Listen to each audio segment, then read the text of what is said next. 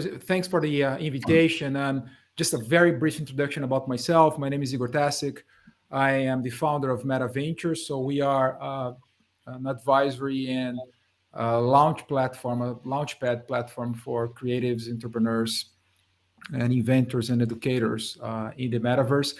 And my take, going straight to the point in terms of metaverse, I will talk about a slightly different angle from what has been said today, building on my experience building communities up to last year. I was also the founder and leader of Startup Europe Week, which became the largest regional entrepreneurship movement in the world, in more than 50 countries in more than 350 cities. So my take on communities taught me a lot about what I'm doing now with the metaverse. And I'm not going to talk about specifically the use of digital assets, but more the use of these expanded reality technologies that I think we can all benefit from it. So when I was doing Startup Europe Week, basically what I realized is that entrepreneurs come from everywhere, and not necessarily the classical Silicon Valley, Berlin, London perspective that if you are not born and if you don't have access to a specific venture capital, or if you come from an elite university, you are allowed to be an entrepreneur. You thought that if you don't migrate to that city, you could not be an entrepreneur. So we realized that, especially starting in Europe, and then I saw that in other places, the same reality is that entrepreneurs start locally, which is true, has always been true. It's been true for our ancestors, but some people forgot. So when I start to talk to these small villages, these small cities, and people empowered by the fact that they just had local resources to get started, somehow they started to feel that they would. Can you hear me? Sorry, I see a background sound. If you can mute your mic. Yeah, sure. I appreciate it.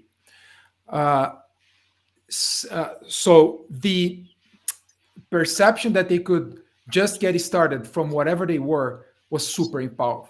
It was a super empowerment. It was super powerful at the same time.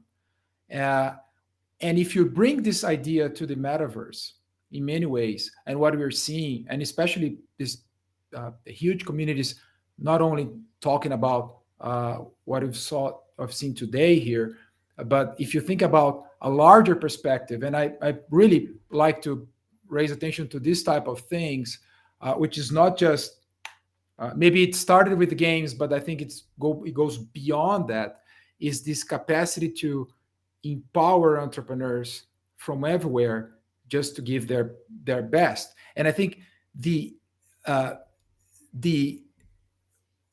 one of the most important things that we're missing now, and maybe if you could just stay with one thing in my brief talk, is there is a huge lack of curation. There is a huge lack of great projects that could actually bring the metaverse to a new level. And to me, the metaverse is nothing else than an evolution of the internet. I remember back in the 90s when the internet was getting started, I was so excited about all the things that could happen. And eventually, I think now in 2022, that dream is becoming a reality because now we have infrastructure, because now we have everything that we dreamed about 20 years ago. Now it's possible. So I think we can go beyond. I think we can go after things that goes way beyond just people just using messages or just using social networks. And I think digital assets are part of it, but I think we can also talk about this human ingenuity, this human capacity. Like yesterday, I had 2 calls with people from Pakistan, another call from people from Nigeria and Brazil, just yesterday. Today, I talked to people from China, also from Spain. Talent is everywhere, and in the moment that you start giving access to another way of experiencing other people, of experiencing the internet. And I think this type of device, which is just a tool, gives us in terms of expanding the capacity of interaction, expanding our capacity of uh, really having a humanized technology. And I'm not talking about it's not a BS approach to technology. It's seriously something that the pandemic has taught us up to now is that you don't want to live. You don't want to be in a world where just people run on Zoom calls or they just run uh, without this capacity of using technology to be close. So my main point here, and I would love to have a discussion, or even if you want to follow me on LinkedIn, and we can have a conversation there, or Twitter, is there is a huge need. I've been talking to the old fashion or the old style businesses that are looking forward to jump into the metaverse somehow. They will jump in the way they understand. Uh, Sometimes the whole blockchain discussion gets too far away, and the way they understand is more a way of transforming work, transforming education, transforming training. Uh, like myself, I'm a parent of two small kids, 8 and 9 years old. The way that education has been delivered in 2022 is disgraceful. The way people work from 9 to 5 in an office is disgraceful.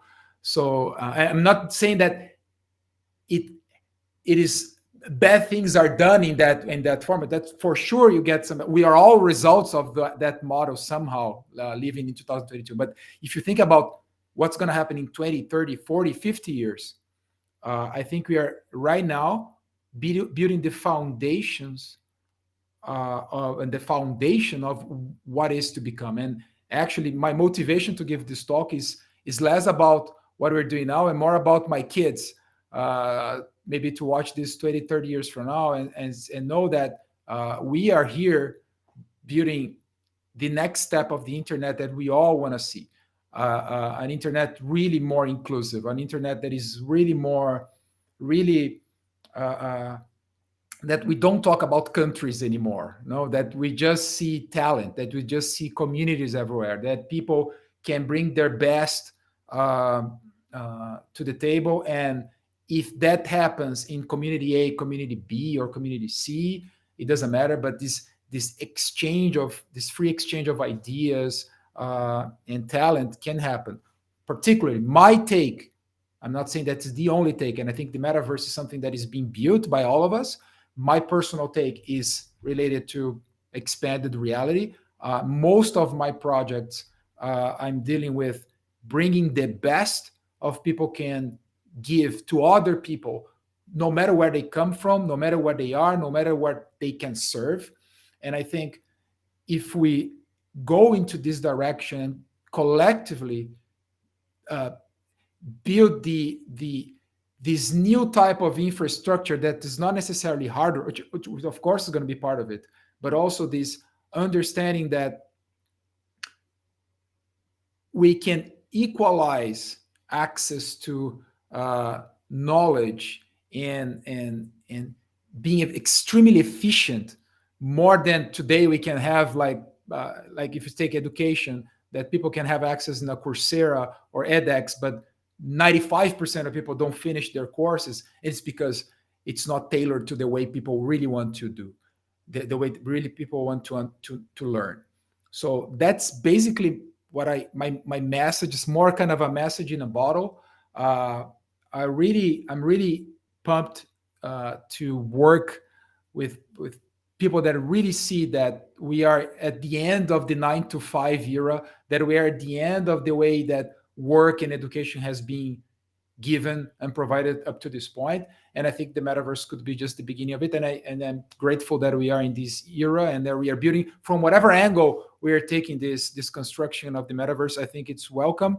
But if I can make a pledge, I would say that if we can converge more than diverge, and not just I want to have the final definition of what is metaverse. I think that's not going to end nowhere. I think if we can converge, that is going to be a great benefit for all. So that's it, Artem. That's what I had. I don't know if there will be some Q&A, or if you can catch on the other networks, but that was kind of a bottle message in a bottle that I had today. Okay, well, thank you very much. We are still waiting for the next speaker, and now we have some space for Q&A. Does anyone have a question? Okay, I want to have, I have one. What do you think about the funding of science and research through the metaverse and gamification of investment? Well, if you take, it's a very, very good point. I think, to be honest, I think up to this point, nobody understands. And there is a lot of interest. I mean, I'm very close to the university world. There is an interest, but at the same time, there is a lot of prejudice. That's, to be speaking the truth. Uh, uh, People confuse uh, a huge potential, huge innovation that we have now, to a hype, or to fads that have happened in the past. And even if you think about what happened in the beginning of the internet, that a lot of companies crash, a lot of projects will fail, which is natural. It's natural for innovation, that for that to happen. What I feel is that innovation budget will come, but maybe not necessarily in this current wave that we are in. I think we're the entrepreneurs that are now building this, that are us. I think we have to prove the case, and maybe the way to get closer to them is not to show that we are gonna necessarily disrupt the traditional uh, university driven model, but we're going to complement it with new ways to engage new generations, to engage new generations of students, new generations of researchers. I think they are feeling the pressure. I think because after the pandemic, it became clear that there is a lot of disengagement uh, from every part. And I think this new push uh, can be a major driving factor for people to get interested, and then budget will come.